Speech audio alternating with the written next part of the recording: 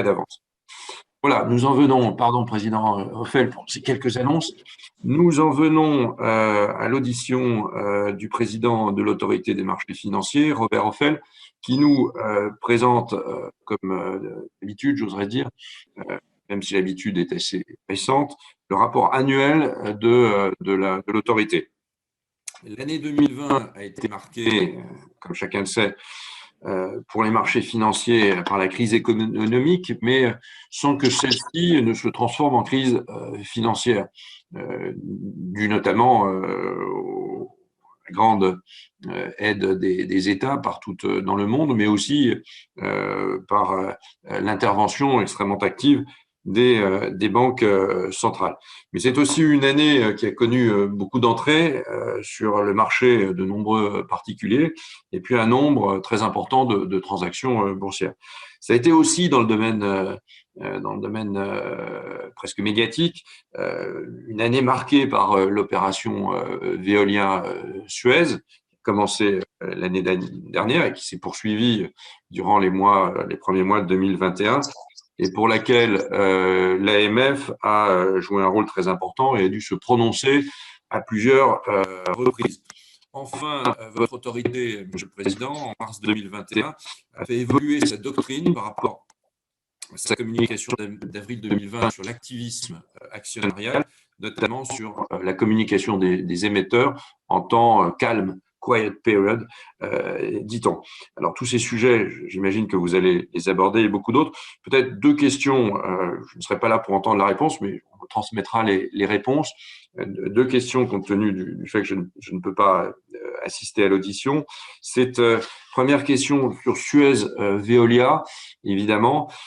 Est-ce que ce débat, avec beaucoup de débats juridiques aussi, qui finalement ne sera sans doute pas tranché par la justice, et au fond c'est tant mieux, compte tenu de l'accord entre les groupes et les différents partenaires, l'AMF a été amené à prendre un certain nombre de décisions, et au regard de cette affaire assez hors norme, est-ce que vous estimez qu'une clarification ou qu'une évolution du droit boursier est souhaitable sur certains points ou pas? Et puis sur l'activisme actionnarial, moi, j'avais fait un rapport sur le sujet avec Benjamin Dirks. Vous avez présenté les évolutions, comme je le disais, la doctrine de l'AMF. Au fond, est-ce que vous avez des premiers retours de la part des émetteurs et du marché sur les évolutions que vous avez préconisées? Et puis, où en est la réflexion sur l'ajout d'un seuil légal de franchissement des 3%? Et dernier point sur un autre sujet qui monte également, j'ai aussi un rapport d'ailleurs avec Pierre Persson, c'était sur les cryptoactifs, crypto-monnaies, disait-on à l'époque, cryptoactifs, dit-on aujourd'hui pour une série de ces cryptoactifs. La Commission européenne, en septembre dernier, a présenté une série de mesures relatives à la finance numérique en Europe. Quels sont les principaux défis qui sont posés par la régulation des cryptoactifs aujourd'hui? Les réponses que propose d'apporter la Commission sont-elles à votre avis satisfaisantes? Et nous allons d'ailleurs produire un rapport de suivi de ce rapport sur les cryptoactifs, qui sera d'ailleurs presque un rapport d'actualisation, puisque tant le sujet a évolué, notamment avec le rôle des banques centrales ou d'un certain nombre de grandes entreprises toutes ces dernières années. Et je pense que l'autorité des marchés financiers est aussi au cœur de cette régulation. Voilà, pardon, vous posez ces questions dès maintenant, mais je joue avec le temps. Je ne sais pas si notre rapporteur général veut dire un mot. Non, je vous en prie, Monsieur le Président. Robert Hoffel, vous avez la parole. Merci infiniment. Merci, donc, Monsieur le Président, Monsieur le rapporteur général, Mesdames, Messieurs les députés. Merci de me consacrer quelques instants dans cette période très chargée, comme vous savez d'ailleurs illustré en début de votre intervention, Monsieur le Président. Il y aurait bien des éléments à évoquer au titre du rapport annuel de 2020 de l'Autorité des marchés financiers, tant la crise sanitaire a profondément affecté le tissu économique et, ce faisant, les marchés financiers. Les équipes de l'AMF ont ainsi été mobilisées pour réagir dans l'urgence à de très nombreuses situations inédites, appelant une intense concertation internationale.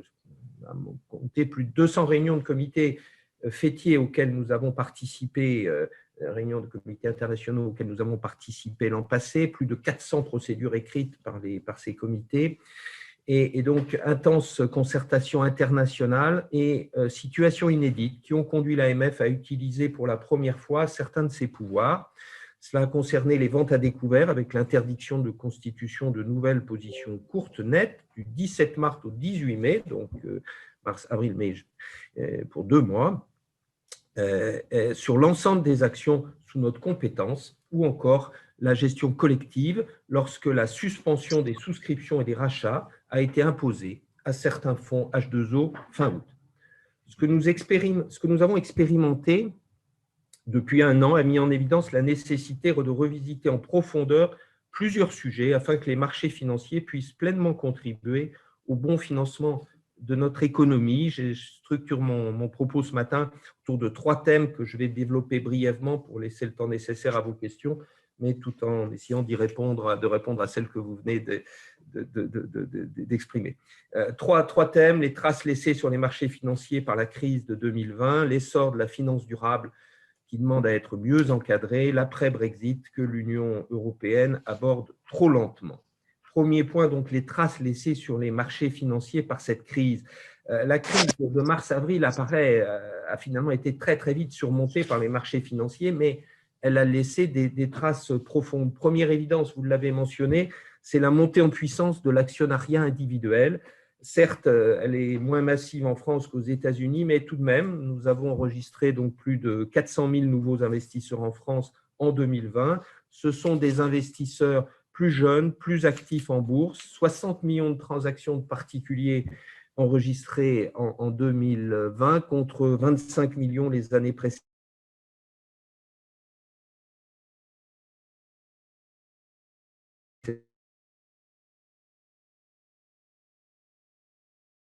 De la part des particuliers, nous publions désormais chaque trimestre un tableau de bord sur la participation des personnes physiques au marché financier.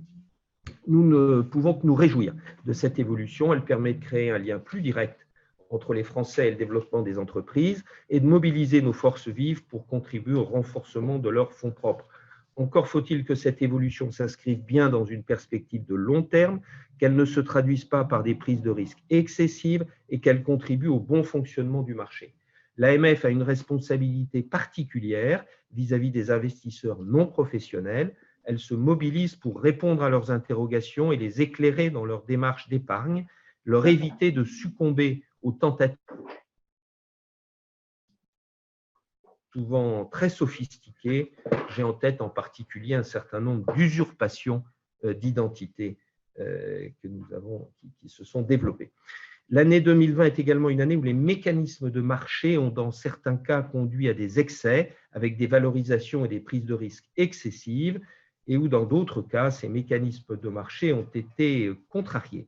Défendre l'intégrité du marché est au cœur des priorités de l'AMF. Cela se traduit en particulier par l'accent mis sur une exigence de transparence qui permet de prévenir les abus de marché, sur le développement du dialogue actionnarial qui peut permettre d'éviter des conflits inutiles. L'AMF avait fait, comme vous l'avez souligné, des propositions en ce sens en avril 2020.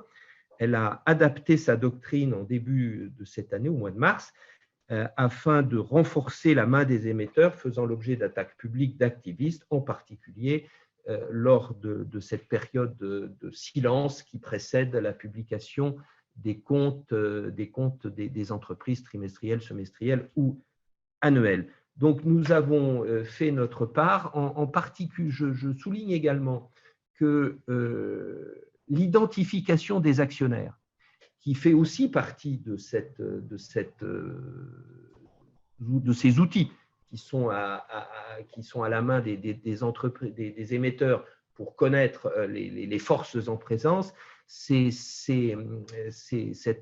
identification des actionnaires qui a été organisée, renforcée par les textes européens droit des actionnaires, est entrée en vigueur en fin d'année dernière. Il y avait des normes techniques à mettre au point pour que les transmissions se fassent de façon fluide. Ça a été mis en œuvre en fin d'année dernière et nous voyons depuis quelques semaines des outils qui sont proposés en particulier par Euroclear, le dépositaire central, pour pouvoir identifier de façon rapide et avec un coût beaucoup plus limité qu'auparavant, le panorama des actionnaires. Donc, ces aspects-là ont été traités. Les seuils, qui soient d'ailleurs les seuils statutaires, dont on souhaiterait qu'ils aient un poids plus fort, et les seuils légaux, eh bien, tout ça, ce n'est pas dans la main de l'autorité des marchés financiers, ça dépend du législateur français en l'occurrence. Nous avions aussi quelques propositions qui étaient au niveau des co-législateurs européens, en particulier s'agissant des ventes à découvert, et nous poussons toujours au niveau européen ces projets de renforcement de la transparence des ventes à découvert. Si vous voulez, je pourrais y revenir. J'attire aussi l'attention que nous avons depuis l'an passé la mise en œuvre d'une réglementation européenne qui nous permet de suivre de façon beaucoup plus rapprochée les prêts de titres, et en particulier ce qui doit nous permettre de suivre si les sociétés de gestion auxquelles nous souhaitons qu'elles rapatrient les titres prêtés avant les assemblées générales, si elles le mettent effectivement en pratique.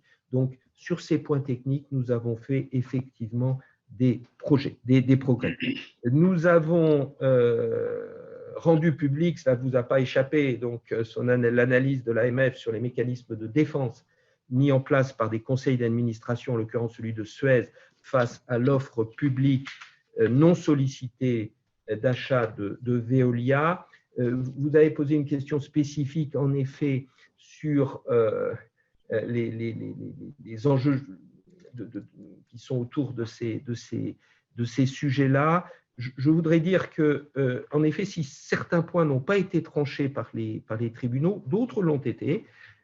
J'observe que le recours de Suez sur le calendrier d'ouverture par l'autorité des marchés financiers de la période de pré-offre et le recours du CSE de Suez sur le calendrier de sa propre saisine du projet d'offre, toutes ces deux questions ont fait l'objet de décisions de justice.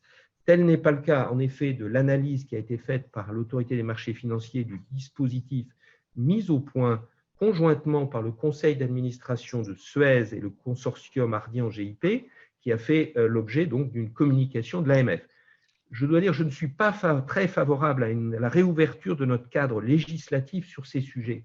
Le droit des offres résulte bien entendu du cadre issu de la directive européenne et de sa transposition dans notre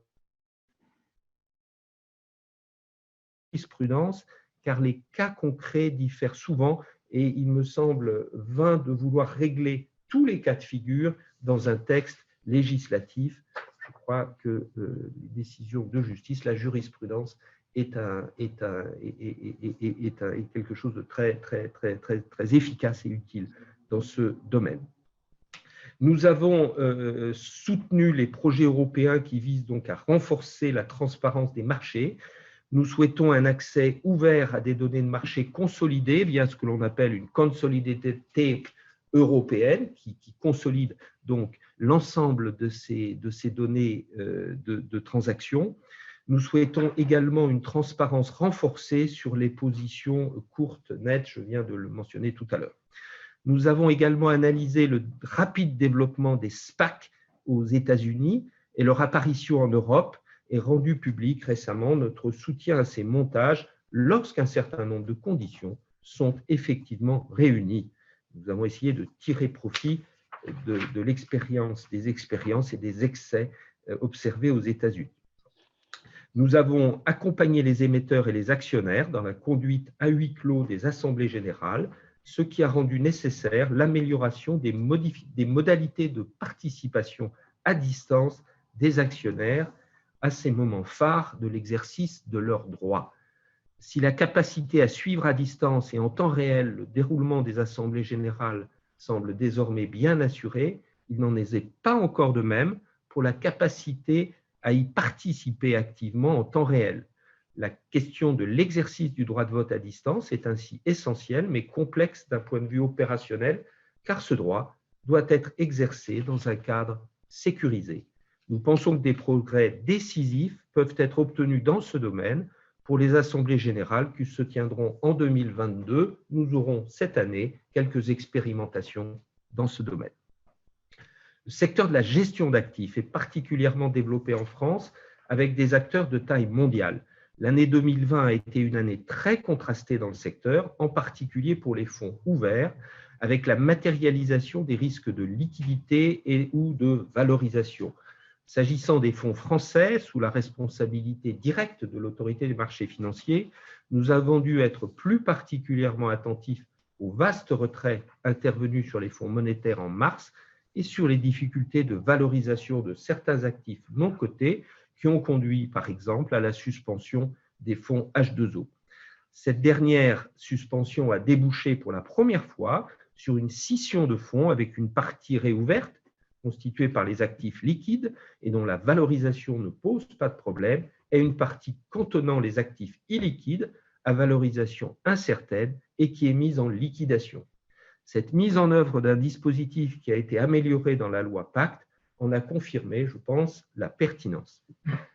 À l'étranger, si des tensions importantes sur les fonds monétaires ont également été constatées, elles ont pourtant touché des fonds obligataires et des fonds obligataires dits corporate, donc obligations privées, et des fonds immobiliers, ce que nous n'avons pas enregistré de façon notable en France.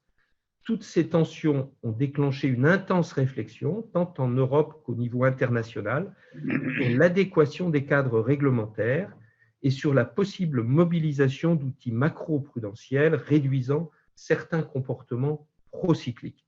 L'AMF y participe très activement car il s'agit là d'un enjeu essentiel pour assurer le financement de nos économies sans mettre en danger la stabilité financière.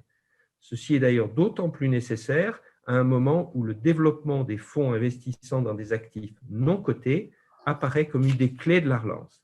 Mais cela interpelle également nos pratiques de supervision pour une activité largement transfrontière où les délégations de gestion financière ou les délégations de fonctions support sont fréquentes et s'exercent de façon, là aussi, transfrontière.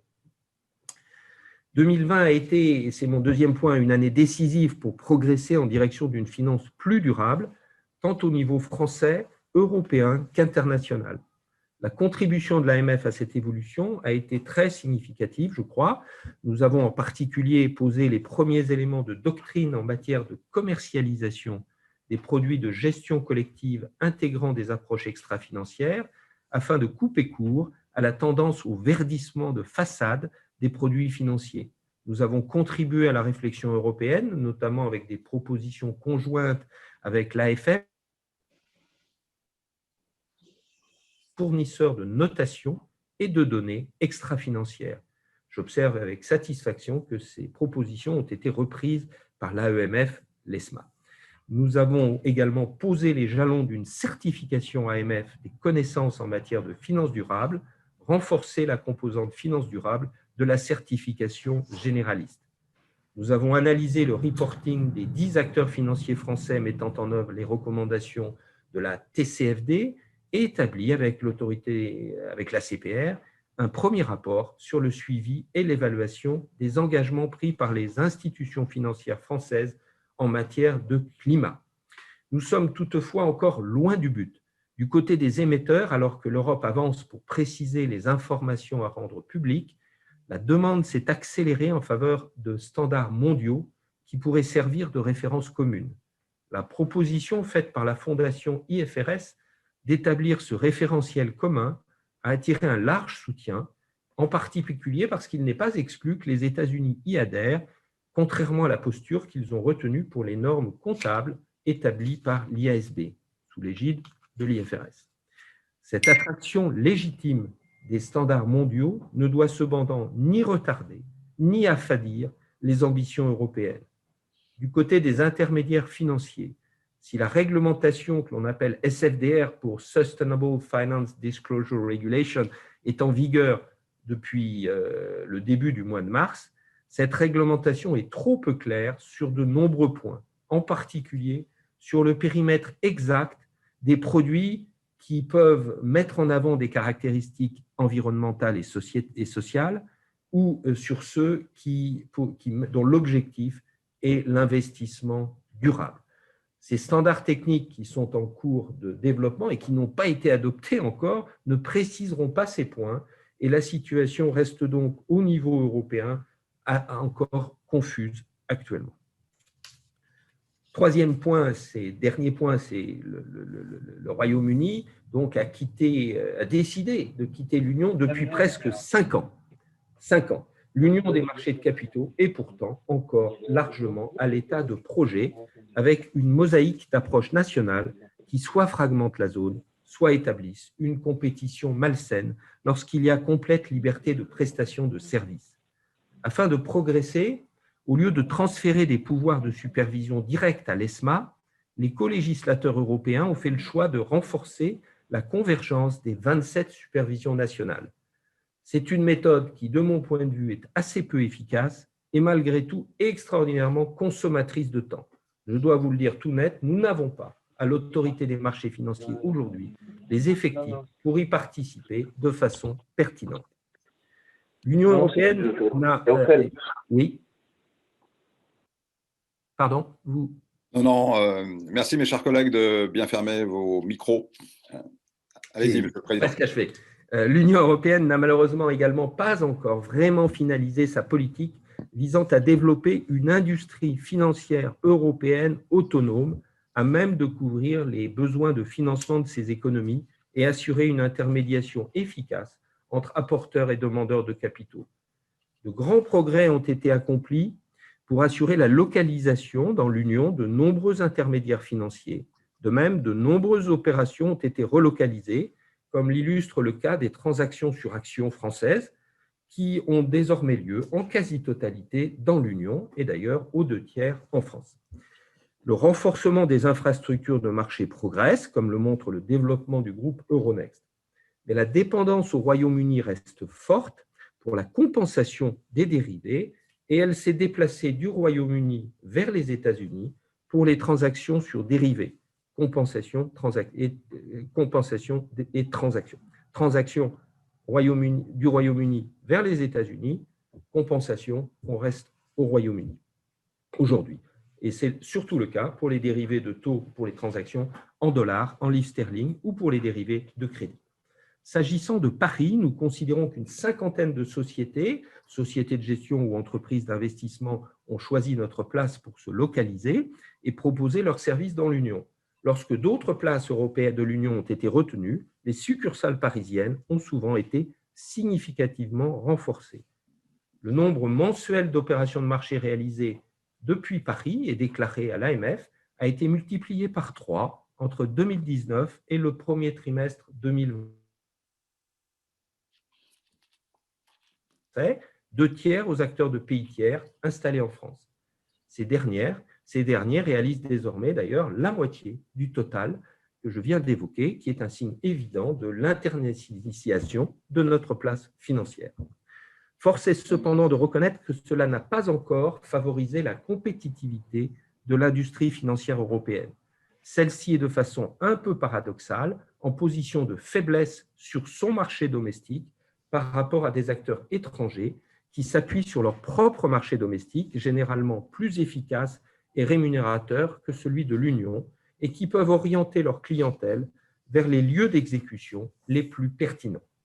L'industrie financière européenne est de plus singulièrement pénalisée dans son développement international, puisqu'elle doit respecter, en particulier dans ses réseaux de succursales, les règles de l'Union, en plus des règles locales.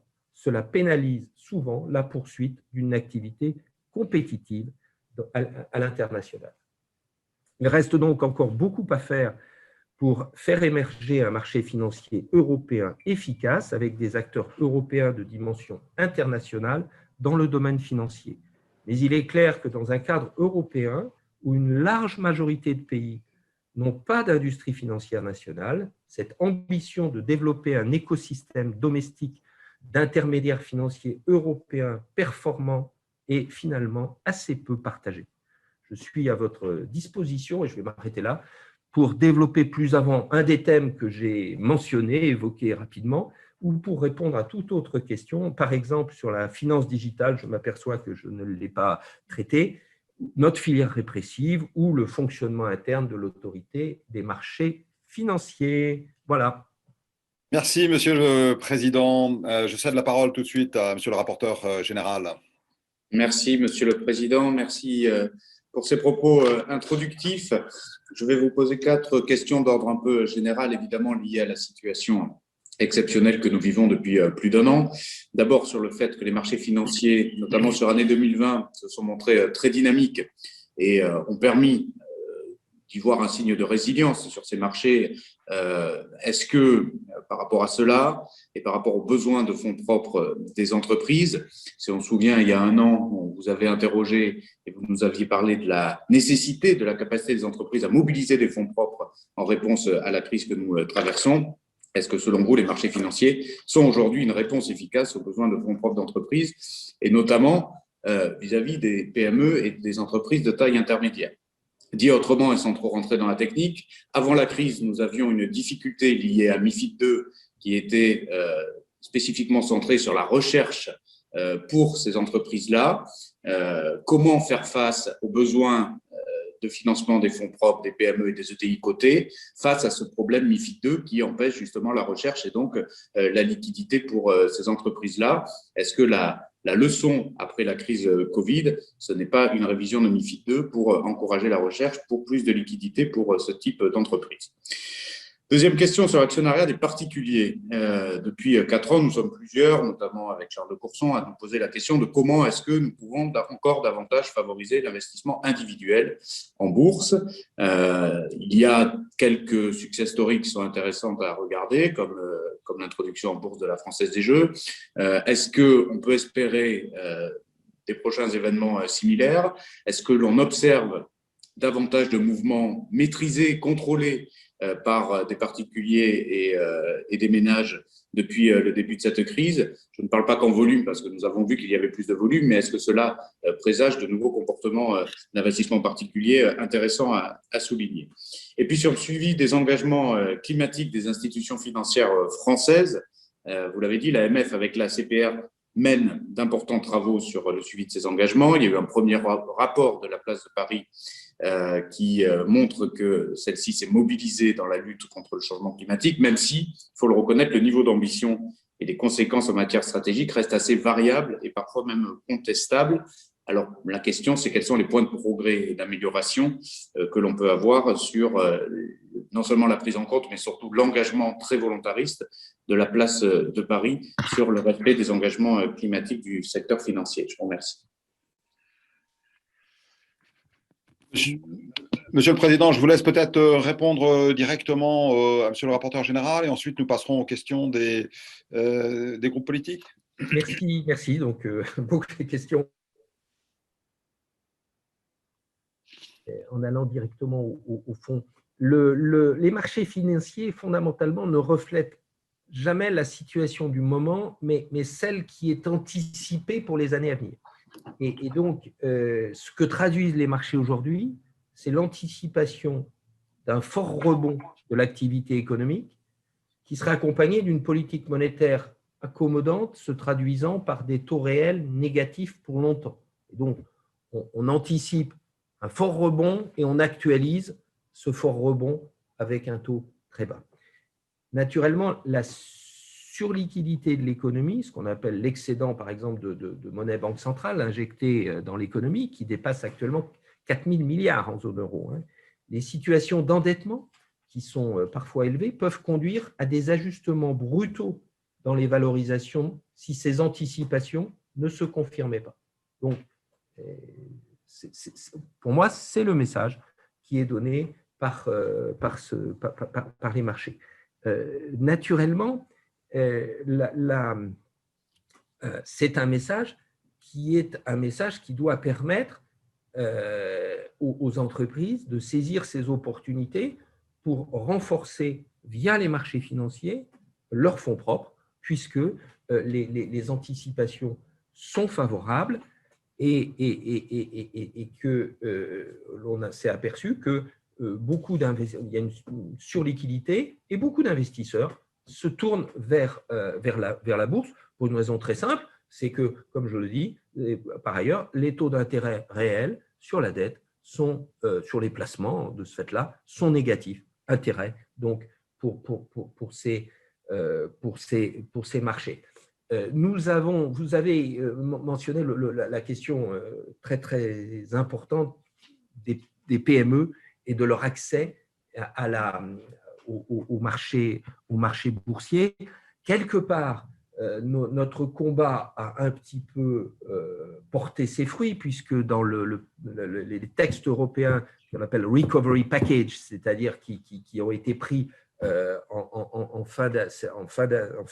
début de cette année pour réagir par rapport à la crise de 2020, eh bien, la décision a été prise d'ouvrir, de déconnecter, de permettre de reconnecter la recherche sur les PME avec l'ensemble des services financiers qui sont donnés aux PME par les intermédiaires. Et donc, ce qui avait handicapé la recherche financière sur les PME, eh bien, vient d'être supprimé en début de cette année au niveau européen.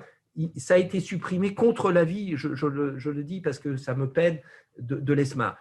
J'observe que sur ces sujets, l'ESMA n'est pas aidante du tout. L'ESMA nous avait donné une opinion négative sur notre pratique de marché admise qui permet d'avoir en France des contrats de liquidité efficaces pour animer le marché secondaire des titres de PME. Nous avons renouvelé d'ailleurs ce régime et transmis à l'ESMA notre projet. J'attends la réponse, mais vous voyez qu'il y a également, je le mentionne aussi, parce que l'intérêt sur la recherche a été de dire une PME en matière financière, c'est quelqu'un qui a une capitalisation boursière inférieure à 1 milliard d'euros. 1 milliard d'euros pour la recherche. Mais quand on essaye d'étendre, donc de remonter cette limite, parce que la limite sur les marchés de PME, c'est 200 millions d'euros. Au niveau de l'Union, nous considérons que 200 millions d'euros, c'est trop bas. Mais à l'ESMA, il n'y a pas d'accord pour proposer de remonter cette limite à 500 millions ou 1 milliard, comme cela vient d'être décidé par les co-législateurs pour la recherche. Donc, c'est un combat qui est toujours vraiment d'actualité, qui n'est pas achevé, pour permettre aux PME un accès plus facile, moins lourd au marché financier. Le point sur les engagements climatiques, c'est un sujet fondamental. Comme je le disais, nous sommes au milieu du chemin. Nous avons fait, c'était notre premier pour évaluer ces engagements. Le constat, ce qui est assez naturel, c'est de dire ces engagements, il faudrait qu'ils soient, dans un certain nombre de cas, plus précis et plus comparables, parce qu'il y a une mosaïque, et tout ça devrait pouvoir s'appuyer sur une panoplie d'indicateurs normalisés. Et c'est cet exercice-là qui est complexe et qui est en cours on ne peut pas l'obtenir d'un coup de baguette magique, il est en cours, mais il est lié, comme je l'indiquais tout à l'heure, au débat aussi européen sur ces indicateurs extra-financiers qui doivent être établis et publiés par l'ensemble des émetteurs et qui permettront d'appuyer des engagements beaucoup plus précis, mesurables dans le temps. Et on est sur cette voie-là, mais on n'est pas arrivé. Voilà, je m'arrête. Merci, Monsieur le Président. Mes chers collègues, est-ce que vous m'autorisez à donner la parole tout de suite à Jean-Paul Dufresne, qui avait une contrainte horaire? Je ne sais pas si Jean-Paul Dufresne est encore là. Oui, Daniel, je suis encore là. Je te laisse la parole. Vas-y. Merci, c'est très sympa. Monsieur le Président Fell, alors plusieurs questions, mais très, très rapidement, notre rapporteur général a abordé la question de l'actionnariat individuel. Vous n'y êtes pas, je pense, revenu. en complément de la question qu'il avait posée, comment on explique cet engouement, ou tout au moins cette tendance, et est-ce que cette tendance, elle est durable ou elle est plutôt liée à la conjoncture? Et puis, deux questions. Vous avez abordé la question du Brexit. J'aurais une question sur le protocole post-Brexit de mars 2021 sur les marchés financiers en France. En réalité, que contient-il pour la régulation des outils financiers et quels effets sont attendus? Et puis, une question sur l'effet des crypto-monnaies sur les marchés financiers. Certaines d'entre elles sont à des niveaux records, elles ont des cours assez volatiles. Est-ce que ces crypto-monnaies pourraient peser sur la stabilité financière ou pas? Et puis, pour terminer, vous avez fait référence à des effectifs qui ne sont pas suffisamment parfois denses pour faire face aux travaux que vous avez à mener. Combien de personnes travaillent à l'AMF? Merci. Monsieur le Président, est-ce que je peux me permettre de vous demander de répondre tout de suite à Jean-Paul Dufresne qui va devoir… Alors, je lui réponds immédiatement. À l'AMF, nous sommes 400, ça dépend, 475, que ce l'on appelle des ETPT, c'est l'équivalent temps plein travaillé. 475. Il faut avoir en tête que, par exemple, nous sommes significativement moins nombreux que notre homologue en Italie, qui a des fonctions à peu près identiques. C'est toujours difficile de comparer d'un pays à l'autre, mais j'ai toujours un chiffre, il faut avoir un chiffre très clair en tête. En France, si on ajoute l'ACPR et l'AMF, afin de pouvoir faire des comparaisons internationales, c'est à peu près 1500 personnes. L'équivalent en Allemagne, c'est 3000. L'équivalent au Royaume-Uni, c'est 4500. Hein, et clairement, nous avons un problème dès lors que, en particulier, la convergence européenne demande beaucoup plus de mobilisation d'effectifs et que notre activité de base augmente de façon extraordinairement rapide. Hein. Je suis l'an dernier, je le mets toujours parce que nous avons une augmentation, j'avais cité les réunions internationales, mais nous avons par exemple les communiqués d'émetteurs que nous revoyons. Nous en avions revu 2000 en 2019, 3700 en 2020. Les réunions bilatérales avec les sociétés de gestion et les prestataires de services d'investissement, 400 en 2019, 1100 en 2020. Les données que nous intégrons dans nos bases, parce qu'on travaille beaucoup sur les données, en 2020 et en vérifiant la qualité.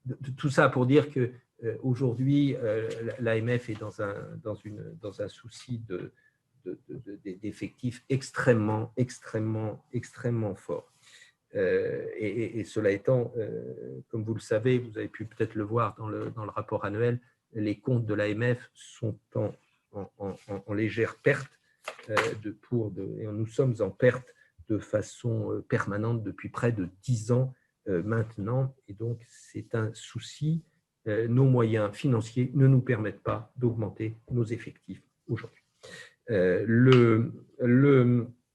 Vous avez indiqué les problèmes des investisseurs individuels. Ces investisseurs individuels, il y a eu une conjonction assez étonnante en 2020 qui a favorisé leur entrée sur le marché. 2019 avait déjà été favorable puisqu'en fin d'année 2019, la privatisation de la Française des Jeux avait attiré beaucoup de nouveaux épargnants.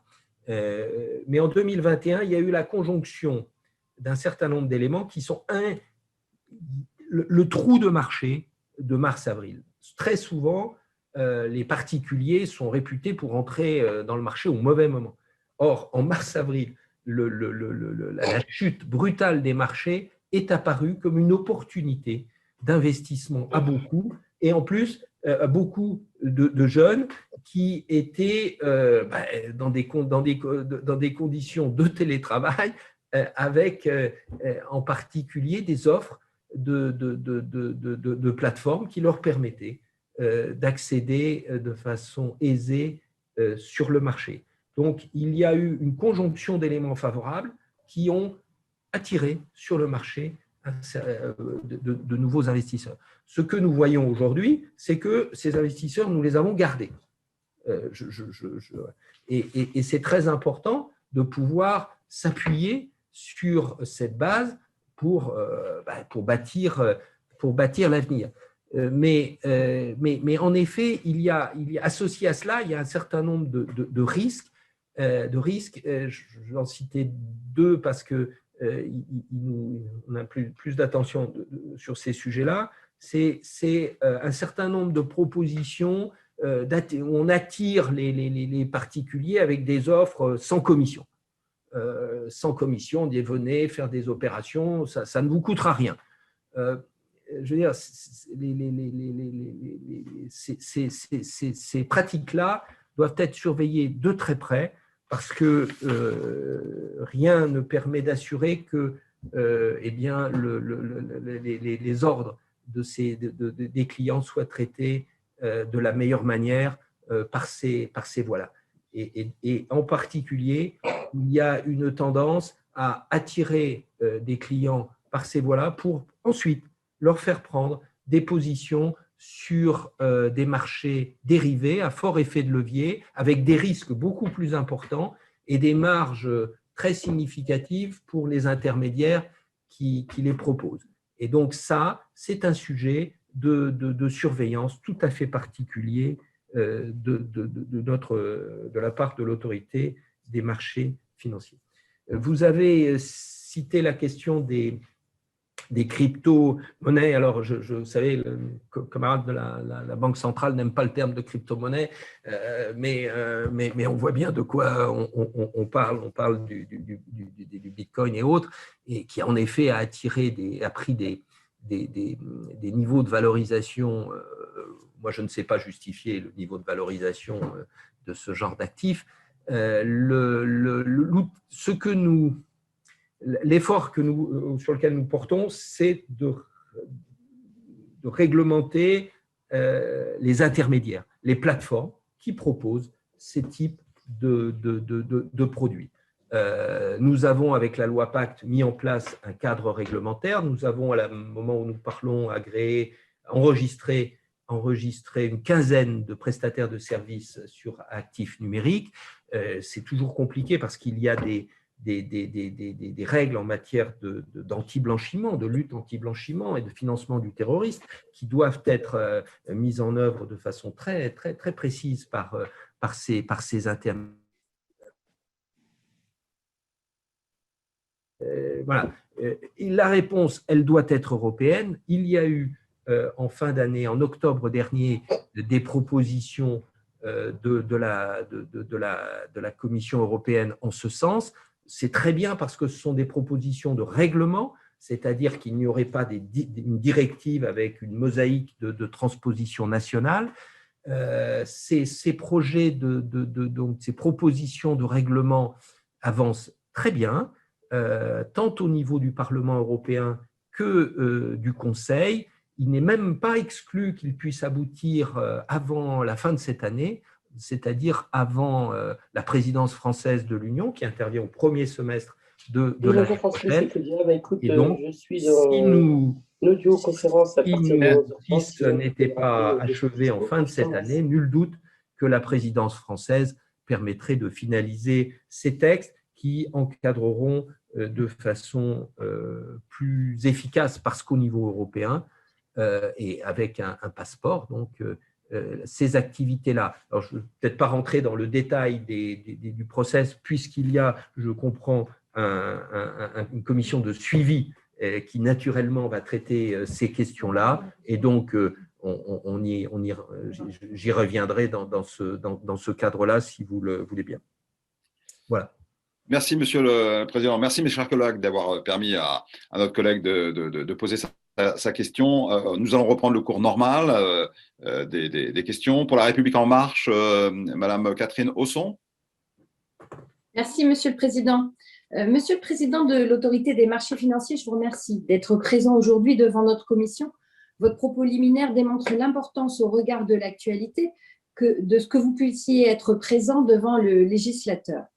Je souhaite dans un premier temps revenir sur le contenu du rapport annuel de l'AMF publié le 15 avril dernier, tirant un premier bilan de l'année 2020. Votre rapport, et je crois vous citer, évoque la nécessité de revisiter en profondeur plusieurs sujets afin que les marchés financiers puissent pleinement contribuer au bon fonctionnement de notre économie. Vous évoquez notamment la nécessité de mieux accompagner la montée en puissance de l'actionnariat individuel, d'assurer un meilleur fonctionnement des mécanismes de marché dans un cadre transparent avec une gouvernance adaptée, de mieux structurer le développement de la finance durable, d'adapter le cadre réglementaire de la supervision de la gestion d'actifs afin de mieux maîtriser les risques associés, ou encore de développer la souveraineté financière de l'Union européenne après la sortie du Royaume-Uni, tout en confortant la place de la France dans cette dynamique.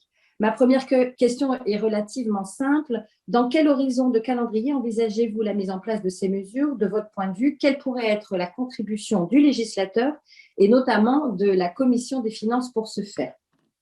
Pour poursuivre, je souhaite vous poser deux questions d'ordre plus spécifique. Jean-Paul Dufrègne l'a déjà un peu abordé. Tout d'abord, sur l'AMF, Monsieur le Président, l'autorité que vous présidez a-t-elle les moyens de ses missions et de ses ambitions? À plusieurs reprises, et dans le rapport que j'évoquais il y a quelques secondes, vous avez souligné combien l'AMF est très en deçà de ses moyens humains de ses homologues étrangers et vous avez même évoqué l'inexorable fonds de roulement négatif et la disparition de la trésorerie de l'AMF à brève échéance. Bref, le plafond de ressources fixé par la loi de finances est-il suffisant? S'il devait être rehaussé, à quel montant le fixeriez-vous?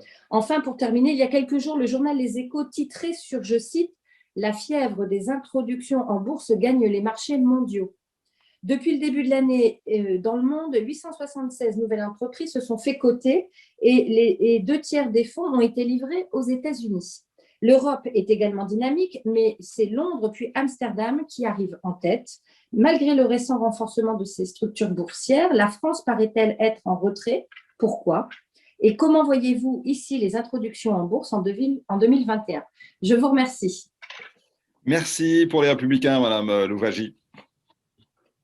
Oui, merci, Monsieur le Président, de me donner la parole. Merci, Monsieur le Président de l'AMF, pour tous les propos et de venir devant la Commission des finances. J'ai trois questions, un petit peu dans le sens de points déjà abordés. Une première question relative au risque d'inflation que nous avons. Certains considèrent l'inflation en embuscade. Les bourses européennes apparaissent assez divisées sur ce sujet. Quels sont à ce stade les outils qui sont éventuellement mis en place pour informer et veiller des éventuelles conséquences de cette inflation? Une deuxième question sur le plan de relance et les facteurs de dérèglement. Vous avez indiqué que les marchés traduisent aujourd'hui finalement et anticipent un fort rebond entraîné par ce plan de relance, mais nous avons aujourd'hui quelques facteurs de dérèglement du plan de relance que sont les pénuries de matières premières, les hausses des prix des matières premières et également tout ce qui concerne les prix des transports maritimes qui apparaissent multipliés par 4. Ces éléments génèrent un certain nombre d'inquiétudes. Donc, quel est votre sentiment sur ce sujet et est-ce que, à votre avis, les marchés prennent en compte ces éventuels risques? Une troisième question sur l'actionnariat individuel et la forte épargne que nous avons vu naître sur cette période 2020 depuis ces 12 derniers mois. Tout ceci a des impacts sur les marchés financiers, à la fois le marché français et également les marchés européens. Vous nous avez indiqué que beaucoup se tournent vers la bourse. Nous ne pouvons que nous réjouir. Est-ce qu'il est encore possible à votre niveau, est-ce qu'il vous appartient au titre de votre mission, de finalement encore plus vulgariser ces possibles épargnes pour se tourner vers la bourse, c'est-à-dire faire en sorte qu'encore plus d'épargnants s'intéressent à la bourse? Je vous remercie. Merci pour le mouvement de démocrates et apparentés. Jean-Paul Mattei. Oui, bonjour, merci Monsieur le Président. Merci Monsieur le Président Ophel pour vos explications. Une première question qui va un peu dans le sens de ce que vient de dire Véronique Louwagie par rapport aux investisseurs de proximité. Est-ce que, vu l'engouement des nouveaux actionnaires que vous évoquez dans votre rapport, est-ce qu'on ne pourrait pas penser à des vecteurs qui permettraient d'investir davantage en proximité à travers des outils comme les fonds d'investissement de proximité en les axant sur la relance des entreprises? Ensuite, certains géants comme Air France pourraient avoir besoin de nouveaux soutiens. Pourrait-on envisager de lancer un grand emprunt national à destination de nos entreprises de pointe affectées par la crise? Le président Anvers a évoqué le rôle de l'AMF dans le cadre de l'offre publique d'achat non sollicitée de Veolia par Suez, qui a été au cœur de nos débats ces derniers mois. Quelle est votre vision de la situation actuelle et cela vous inspire-t-il des suggestions de réforme? Enfin, vous avez évoqué les SPAC, ces vecteurs financiers qui lèvent de l'argent dont le seul but est de réaliser à terme une acquisition. J'aimerais avoir votre vision sur ce type de vecteur financier. N'y a-t-il pas un risque de surenchère avec le rachat de certaines entreprises avec des multiples d'EBITDA qui seraient déraisonnables et qui mèneraient certaines entreprises à la catastrophe? Je vous remercie. Merci. Pour le groupe socialiste, Valérie Rabault. Oui, merci Monsieur le Président. Merci beaucoup. Beaucoup de questions ont d'ores et déjà été posées. Je vais en poser 3. La première, c'est, on l'a vu avec l'affaire Veolia-Suez, il y a parfois une intersection de différents droits. Le droit boursier, que vous regardez de très près, bien entendu, pour protéger les investisseurs, et puis le droit de ce qu'on peut appeler le décret Montebourg ou autre. Donc, comment se fait cette intersection des différents droits? Quelle est votre vision là-dessus? Et si vous aviez un conseil à donner aux législateurs, qu'est-ce qu'il faudrait bouger pour que cette intersection ne soit pas susceptible d'avoir des interprétations multiples qui puissent à la fois bloquer vos décisions ou en tout cas les rendre plus difficiles? Deuxième sujet, les SPAC, comme vient de le dire notre collègue Jean-Paul Mattei, il a raison. On voit qu'il y a une forme d'engouement et beaucoup d'argent qui irait sur ces SPAC. Donc, je voulais avoir votre point de vue là-dessus. Troisième sujet, qui est un peu plus limité, je reconnais bien, ce sont les obligations convertibles. On a vu que notamment dans des fonds de soutien, on pouvait mettre en place des obligations convertibles pour les PME. Donc, on leur prête de la dette et au bout de X années, on convertit cette dette en actions. Mais évidemment, tout dépend du prix auquel on le fait, ce qui peut conduire les gérants de PME à voir leur participation fortement réduite. Est-ce que là-dessus, l'AMF a un avis, des recommandations à formuler pour éviter que des PME se retrouvent dans le fond dépossédées de la propriété même de leur entreprise uniquement du fait de cette partie de strike qui est mis sur les obligations convertibles? Et dernière, allez, je rajoute une quatrième question.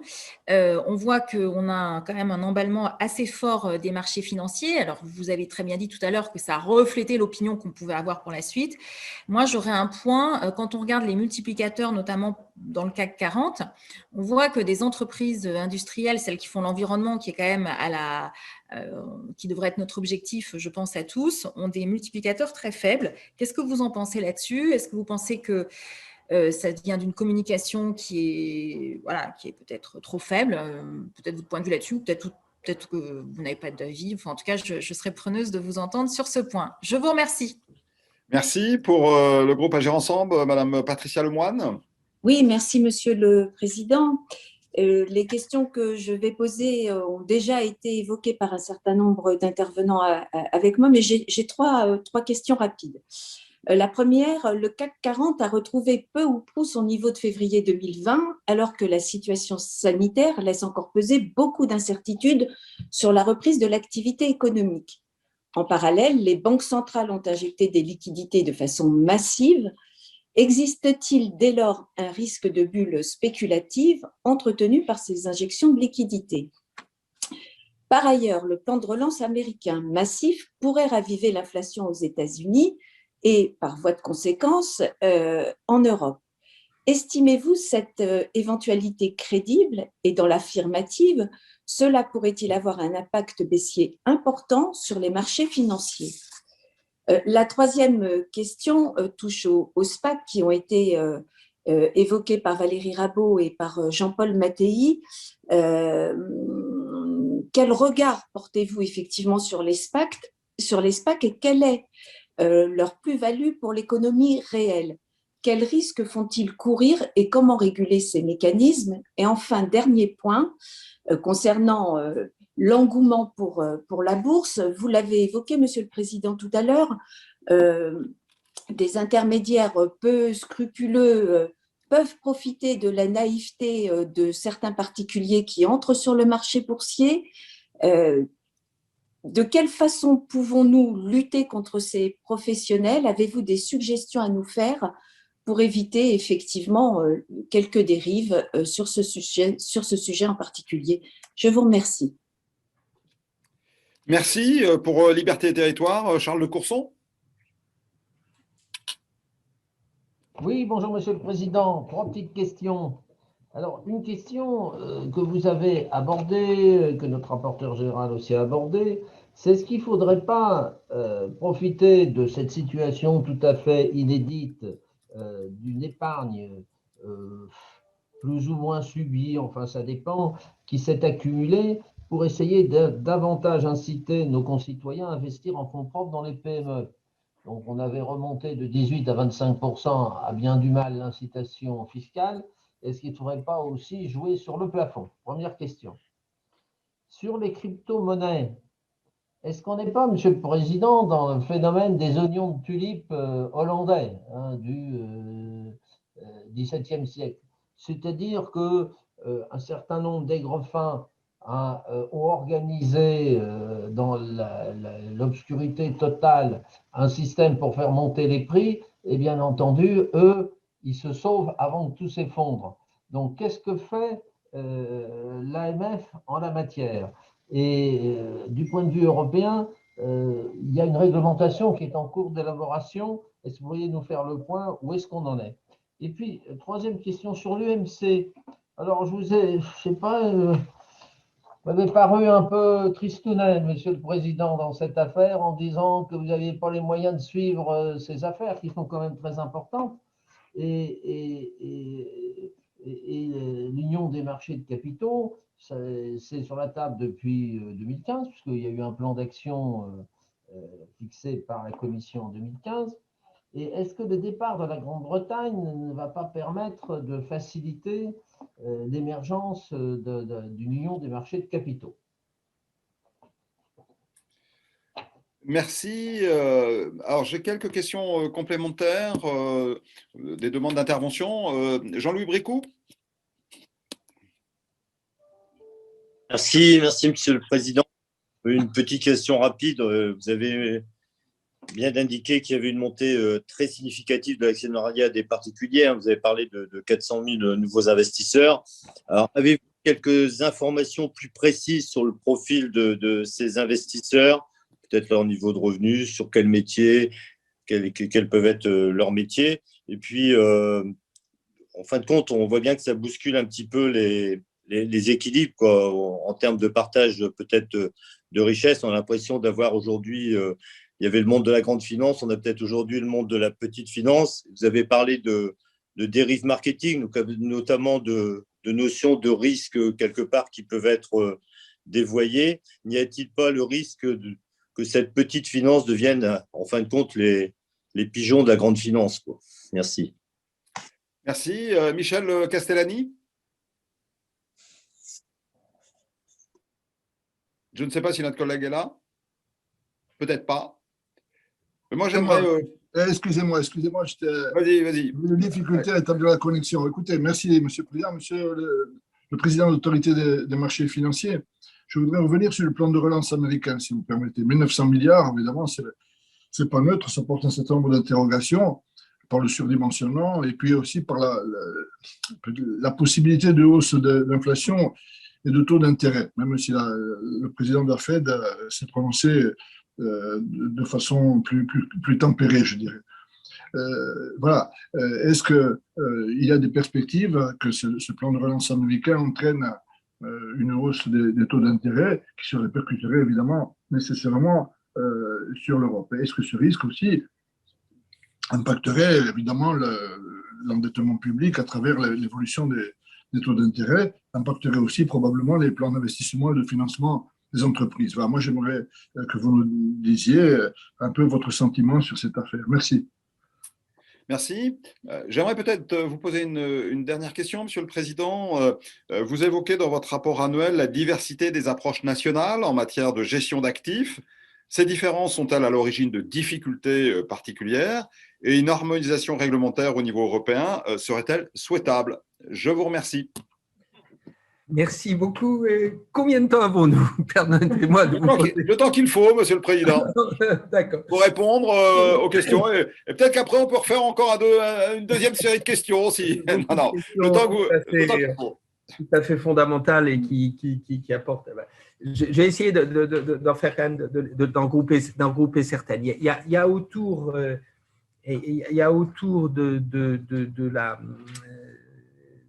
la capacité de la bourse, et en particulier de la bourse française, de pouvoir apporter des fonds propres aux entreprises, un certain nombre d'interrogations.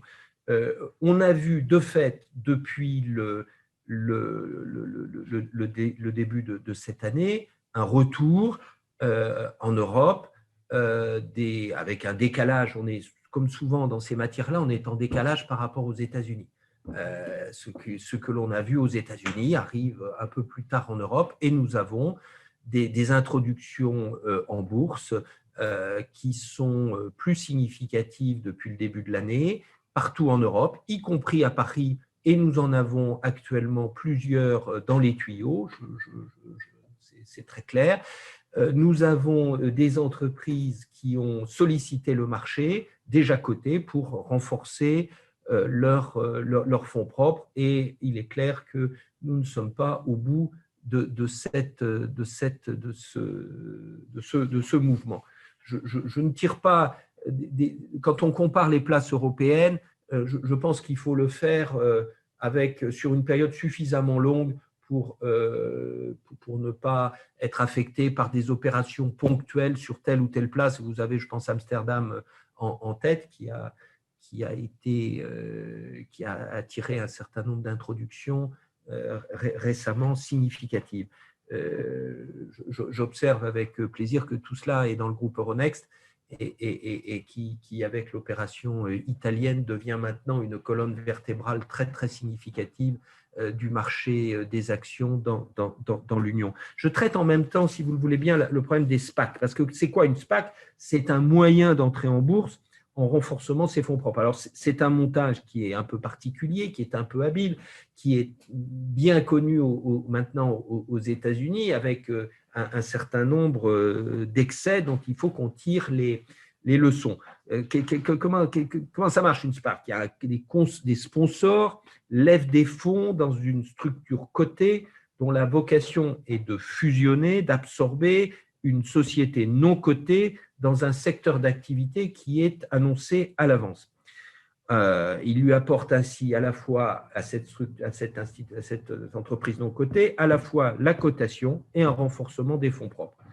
Comme les fonds apportés à l'origine sont immobilisés dans un compte ségrégué,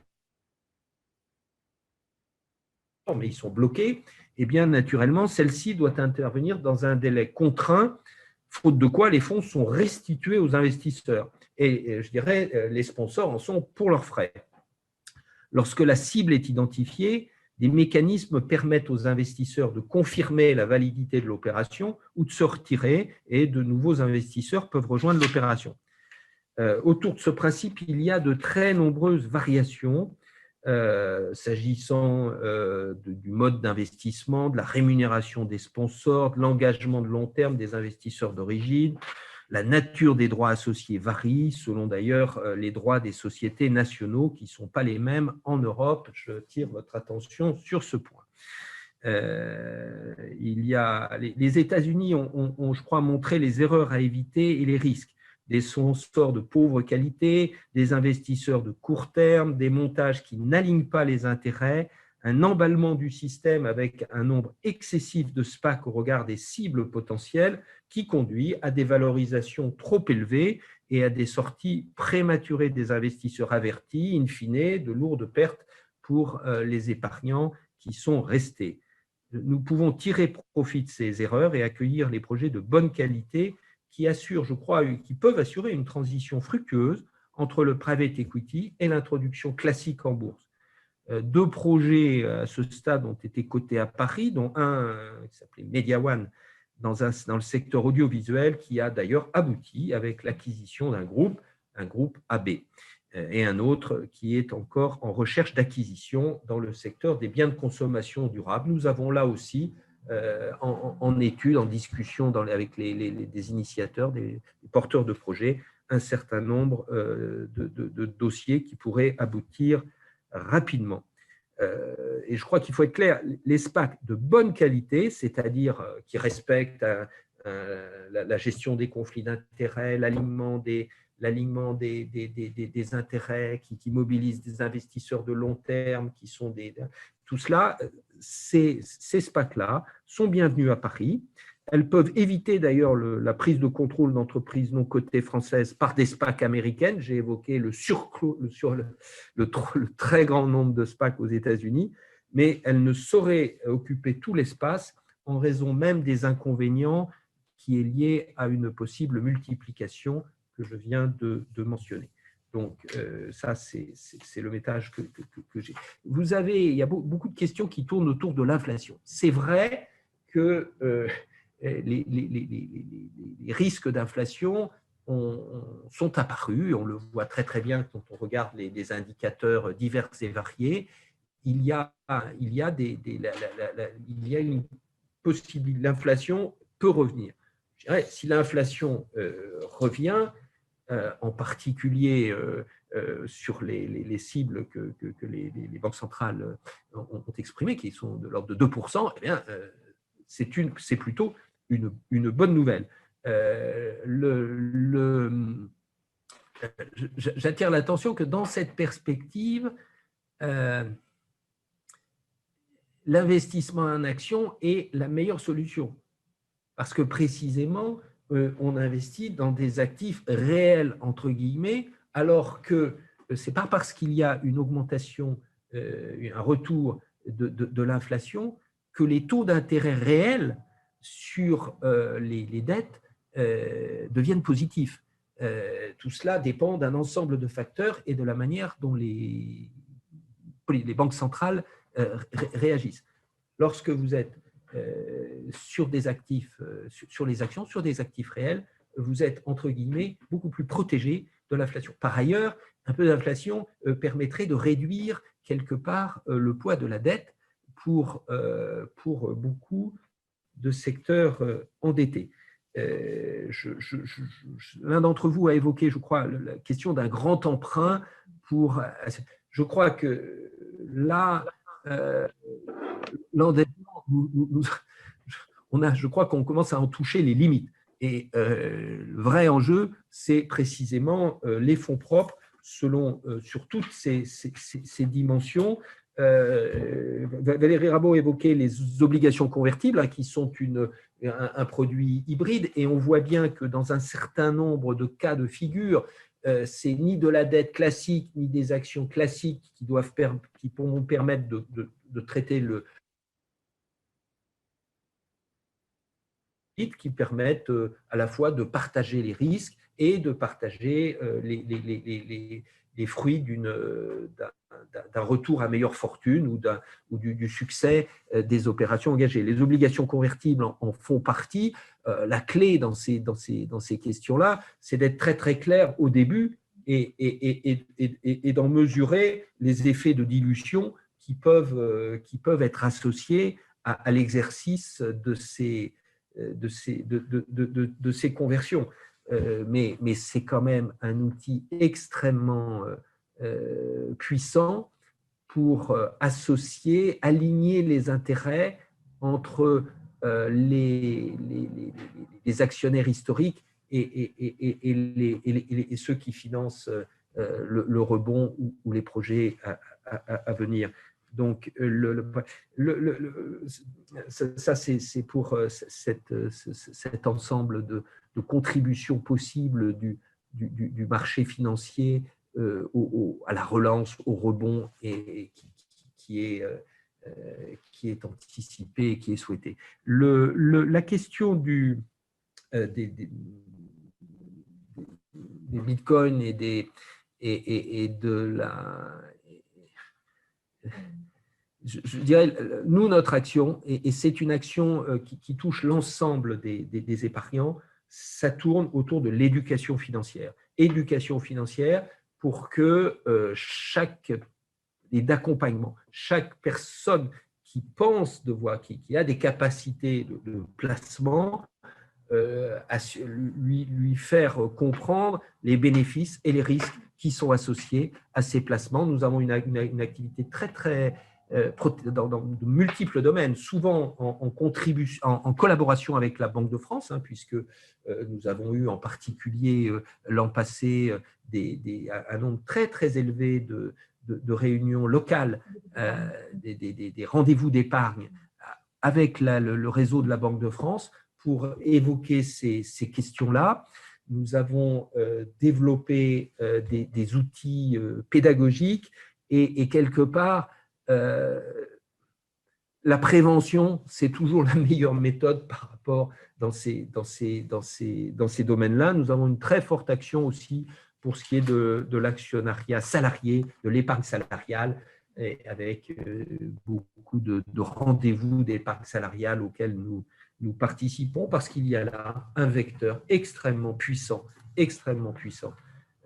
pour renforcer, pour obtenir les objectifs que je mentionnais tout à l'heure.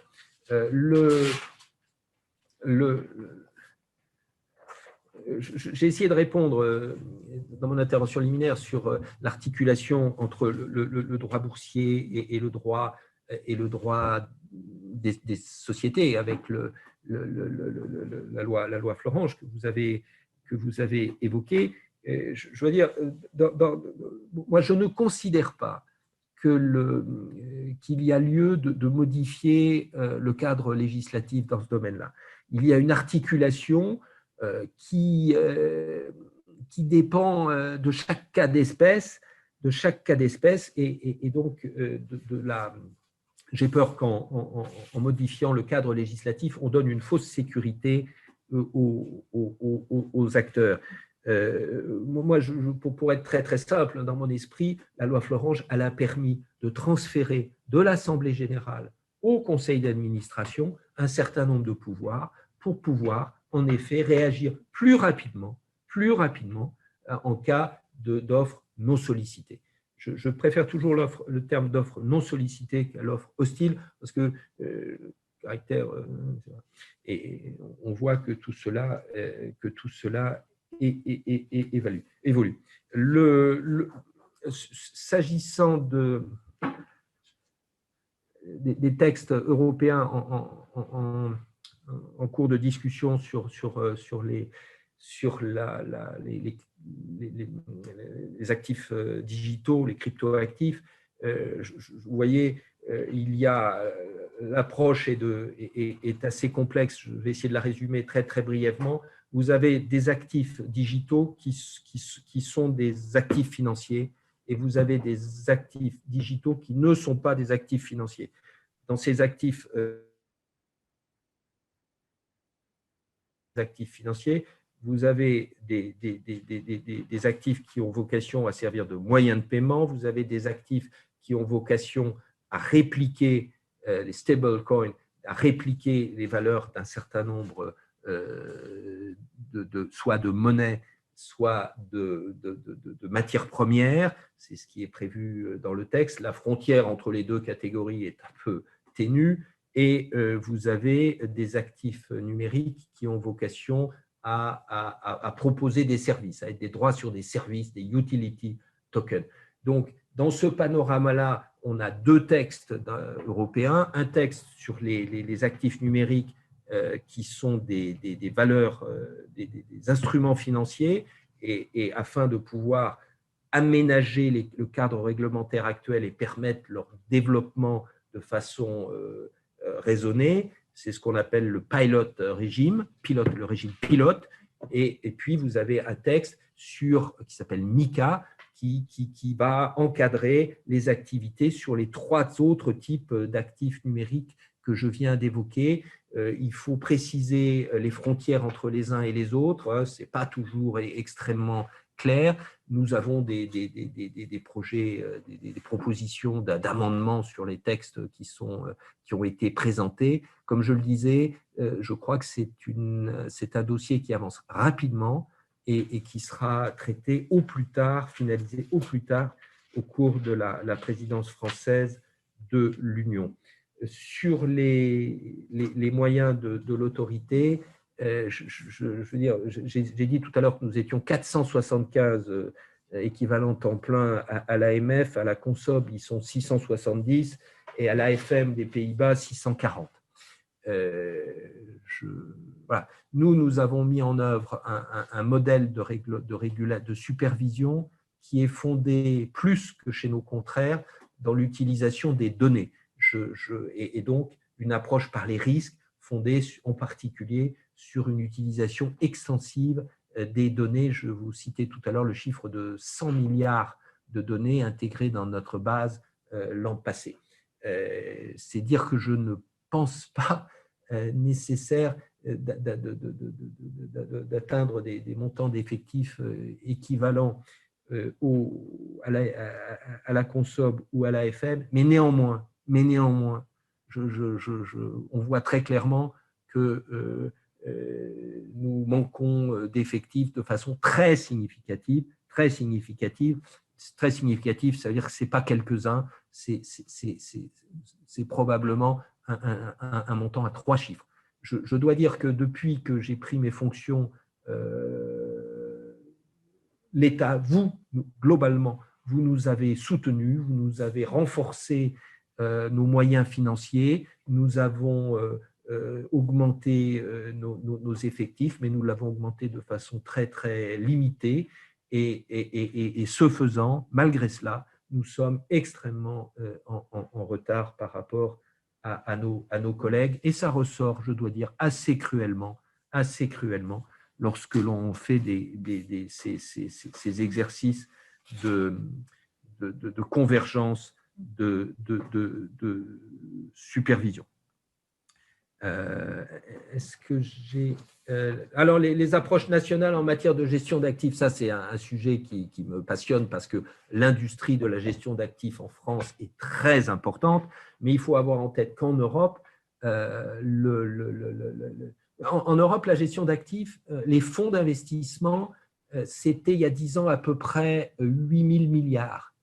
C'est aujourd'hui plus de 18 000 milliards en 10 ans. 10 000 milliards de plus, la moitié en termes à cause de la valorisation de ces actifs et l'autre moitié à partir de la collecte. Et donc, nous avons des masses tout à fait considérables et qui demandent une supervision extrêmement attentive. Or, en Europe, les textes de référence sont des directives. Et des directives, ça veut dire qu'elles ont été transposées de manière différente d'un pays à l'autre. Par ailleurs, intrinsèquement, la gestion d'actifs est une activité transfrontière. Vous avez une société de gestion dans un pays qui immatricule des fonds dans un autre pays, qui délègue une partie ou la totalité de la gestion de ses actifs à une équipe qui est dans un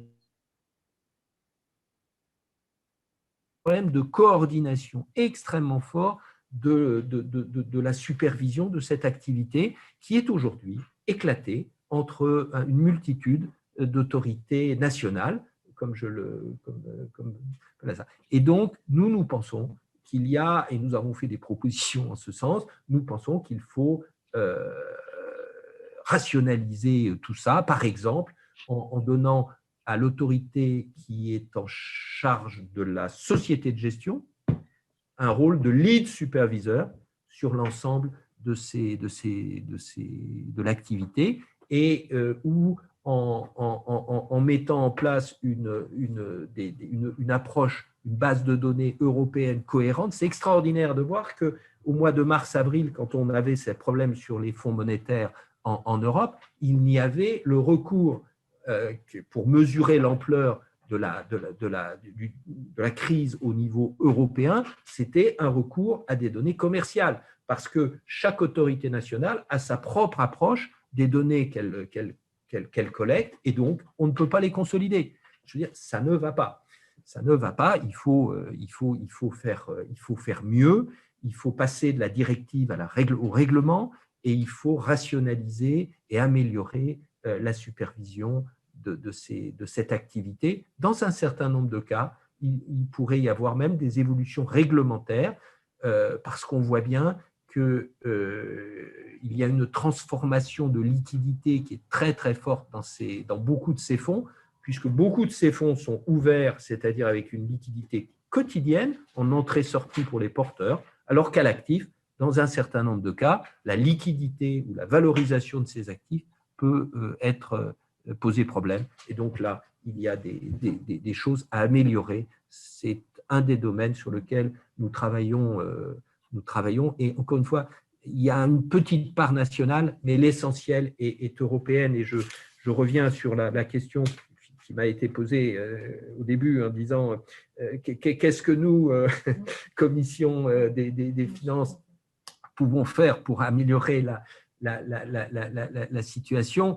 Je dois dire, vous pouvez faire beaucoup, parce que le fait d'avoir ces débats entre nous, c'est avoir un diagnostic partagé des situations.